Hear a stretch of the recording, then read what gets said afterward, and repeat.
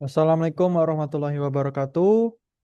Kembali lagi di channel YouTube saya. Perkenalkan lagi, nama saya Muhammad Rabil Andika. Saya dari Universitas Jambi dengan program studi D3 Perpajakan. Di sini saya akan menjelaskan tentang pemotongan PPh pasal 21 untuk pegawai tetap.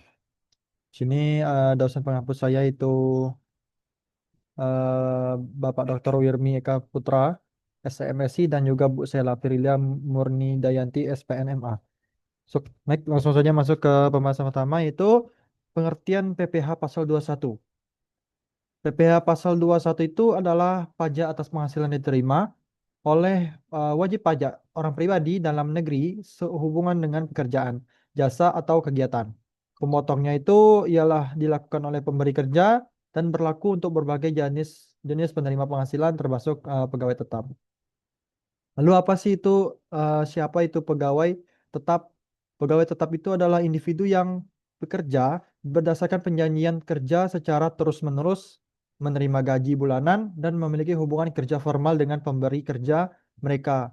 Mereka biasanya tuh menerima gaji pokok, tunjangan tetap dan tidak tetap, bonus THR dan intensif lainnya.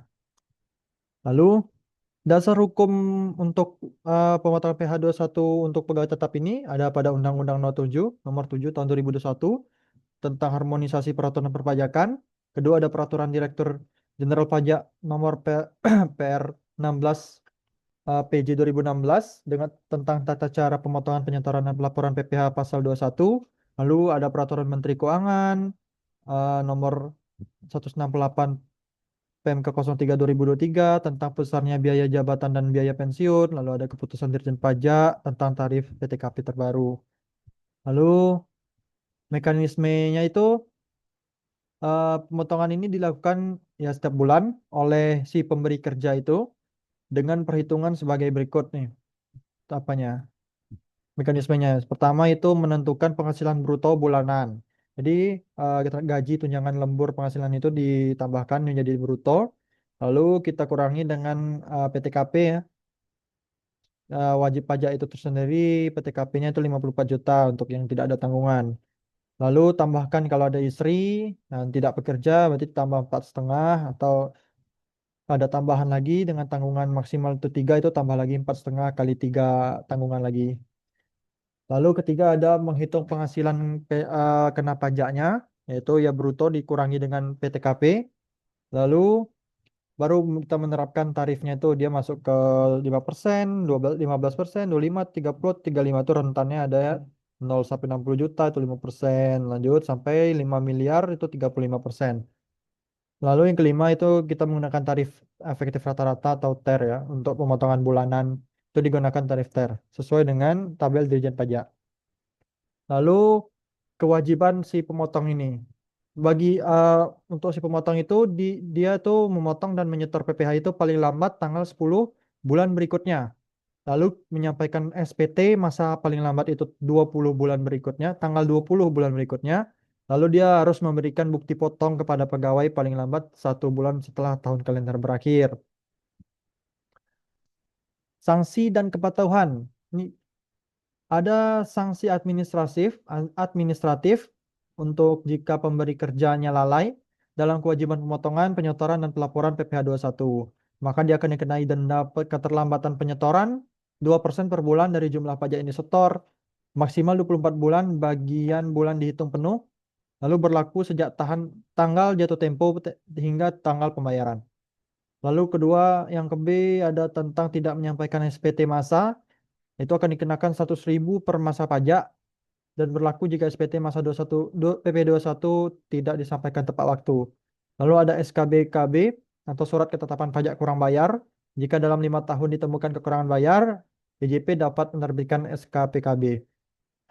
Lalu ada kedua ada sanksi pidana jika unsur kesengajaan ini terbukti berdasarkan pasal 39 UU KUP jika pemberi kerja itu sengaja tidak menyetorkan pajak yang telah dipotong, terus sengaja tidak menyampaikan SPT dan memalsukan dokumen perpajakan. Maka dapat dikenai pidana penjara paling singkat 6 bulan dan paling lama 6 tahun, lalu denda paling sedikit 2 kali dan paling banyak 4 kali dari jumlah pajak yang terutang. Ini kita ada contoh soal ya. Pak Andi adalah pegawai tetap di PT Cerdas Bangsa. Dia belum menikah dan tidak memiliki tanggungan. Berarti dia eh, TK 0, tidak menikah, terus tidak ada tanggungan, terus memiliki NPWP, terus menerima gaji bulanan 12 juta, menerima tunjangan makan 1 juta dan tunjangan transport 1 juta, membayar iuran pensiun 200.000 per bulan.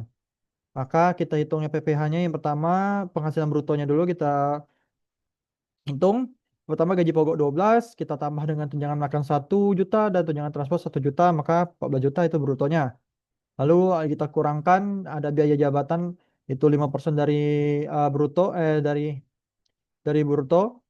Jadi 5% kali 14 juta itu 700.000 karena maksimalnya itu 500 per bulan untuk biaya jabatan ini, maka kita pakai 500.000. Lalu ada iuran pensiun 200.000. Total pengurangnya dari biaya jabatan dan iuran pensiun 700.000. Lalu penghasilan netonya kita kurangin, brutonya 14, kurangi dengan pengurang 700.000, maka netonya 13.300.000. Lalu neto tahunan ini kita kali 12. Nah, ini kan sebulan 13 juta 300. Kita kali 12, hasilnya 159.600. Maka PTKP-nya itu karena statusnya TK 0, kita itu dia 54 juta. Maka kita kurangin dulu untuk yang pertama itu 159 kurang 54, maka 105.600.000 itu dibulatkan ribuan terdekatnya itu 105. Lalu PPh terutang tarif progresifnya itu karena kenal dua lapisan ya. Lapisan pertama itu 60 juta, kurang 5% dia kena 3 juta. Lalu lapisan kedua 45 juta kali 15%, 6.750. Kita tambahkan, maka PPh setahunnya itu 9.750.000. Untuk bulanannya ya kita bagi 12, maka sebulan dia harus bayar 812.500. Nah, itu adalah PPh satu yang dipotong setiap bulannya. Nah, itu kesimpulannya yaitu PPh pasal 21 ini bagi pegawai tetap merupakan kewajiban bulanan yang dilakukan oleh pemberi kerja berdasarkan penghasilan bruto, pengusaha pengurangan yang sah dan tarif progresif sesuai Undang-Undang PPh. Untuk mempermudah pelaksanaan digunakan tarif efektif rata-rata TER dalam masa pajak bulanan, meskipun penerapannya tetap membutuhkan ketelitian agar tidak terjadi kesalahan.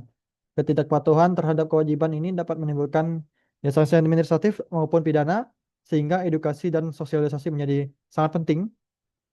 Penulisan ini bertujuan untuk memperjelas ya, konsep, prosedur, dan risiko hukum terkait PPh pasal 21, serta memberikan manfaat praktis bagi masyarakat, pemberi kerja, pemerintah, akademisi, dan konsultan pajak.